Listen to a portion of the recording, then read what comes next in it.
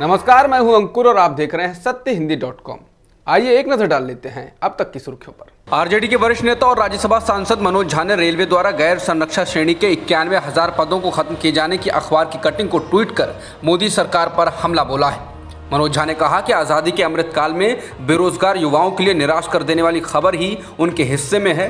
सर्वत्र कुछ ना कुछ कहीं ना कहीं खोदा जा रहा है और लोगों की निगाह उस खोदने वाली जगह पर केंद्रित रखने को मीडिया का एक विशाल समूह सरकार की सेवा में है। झा ने कहा कि सनद रहे मायूस इरादों से मंजिल नहीं मिलती। बता दें, झा ने जिस अखबार की कटिंग को ट्वीट किया है उसमें रेलवे में 91,000 से अधिक पदों को खत्म किए जाने की खबर है। भारतीय रेलवे की ओर से बताया गया है कि गैर संरक्षण श्रेणी के 91,629 पदों को खत्म कर दिया गया है। इन पर अब भर्तियां नहीं की जाएंगी। सरकार ने इनको गैर जरूरी बताते हुए समाप्त कर दिया है। रेलवे के गैर संरक्षण श्रेणी के 91,000 से ज़्यादा पदों को खत्म करने के ऐलान पर कांग्रेस सांसद राहुल गांधी ने मोदी सरकार को घेरा है। राहुल ने फेसबुक पर पोस्ट कर कहा है कि नरेंद्र मोदी सरकार नई नौकरियां देने में तो नहीं, लेकिन बची हुई नौकरियां छीनने में ज़रूर सक्षम है। उन्होंने कहा कि याद रहे, यही युवा आपके सत्ता के घमंड को तोड़ेगा। इनके भविष्य को बर्बाद करना इस सरकार को महंगा पड़ेगा। बीजेपी नेता और अपनी ही सरकार की नीतियों की आलोचना करते रहने वाले वरुण गांधी ने एक बार फिर बेरोजगारी और खाली पड़े पदों को लेकर सरकार को घेरा है। उन्होंने ट्वीट कर कहा कि जब बेरोजगारी 3 दशकों के सर्वोच्च स्तर पर है तब ये आंकड़े चौंकाने वाले हैं। जहां भर्तियां न आने से करोड़ों युवा हताश व निराश हैं, वहीं सरकारी आंकड़ों को ही माने तो देश में 60 लाख स्वीकृत पद खाली हैं। वरुण ने कहा कि कहां गया वो बजट जो इन पदों के लिए आवंटित था। ये जानना हर नौजवान का हक है।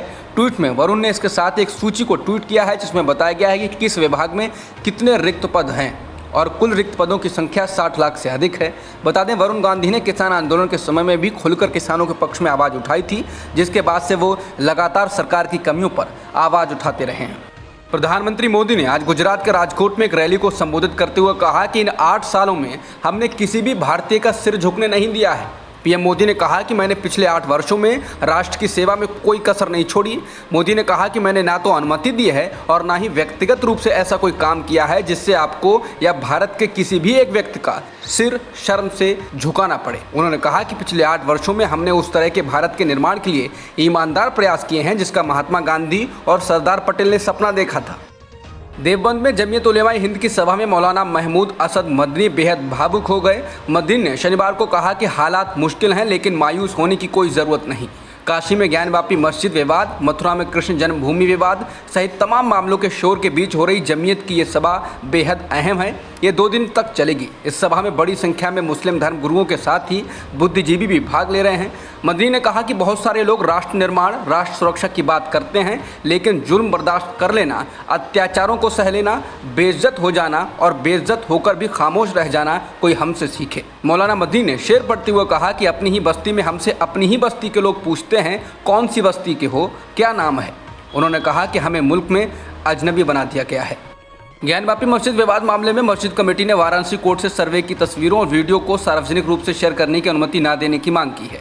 मस्जिद कमेटी ने मामले को संवेदनशील बताते हुए अपील की है कि जो लोग इस केस में पार्टी नहीं हैं उन्हें इस मामले से जुड़ी फुटेज और तस्वीरें न दी जाएं।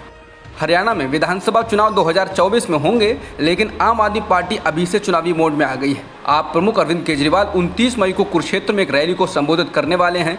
पंजाब विधानसभा के चुनाव नतीजे आने के बाद ही आपने अपने हरियाणा मिशन की शुरुआत कर दी थी। हरियाणा को लेकर केजरीवाल ने हरियाणा में भी केजरीवाल और अब बदलेगा हरियाणा जैसे नारे दिए हैं।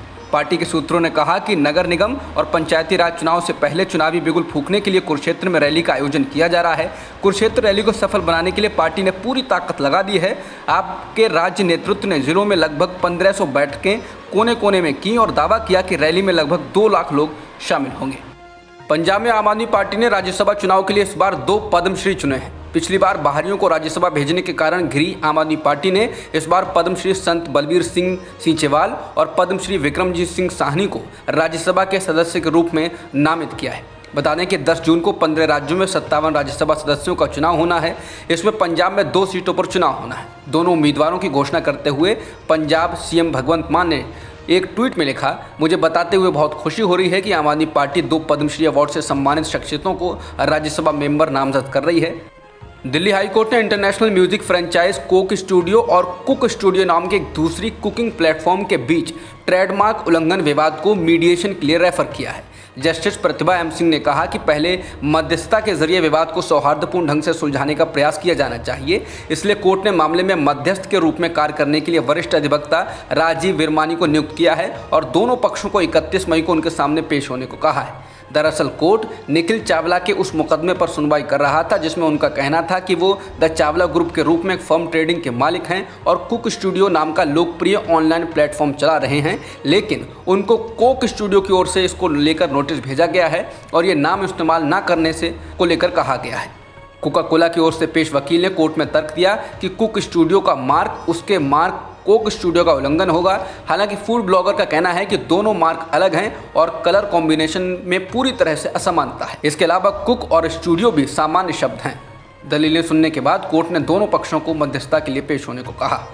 भारत में टेस्ला का प्लांट खोलने को लेकर टेस्ला के संस्थापक एलन मस्क ने एक बार फिर अपना स्टैंड साफ किया है। मस्क ने ट्विटर पर एक यूजर का जवाब देते हुए कहा कि टेस्ला किसी भी ऐसे देश में अपनी उत्पादन इकाई नहीं खोलेगी जहां पहले उसे कार बेचने और कार की सर्विस देने का मौका ना मिला हो। मस्क से मधुसूदन वी नाम के एक शख्स ने पूछा था कि टेस्ला क्या करेगी, क्या वो भारत में भी आगे मैन्युफैक्चरिंग का प्लांट खोलेगी। इसके जवाब में ही मस्क ने ये बात कही। अब तक की खबरों में इतना ही।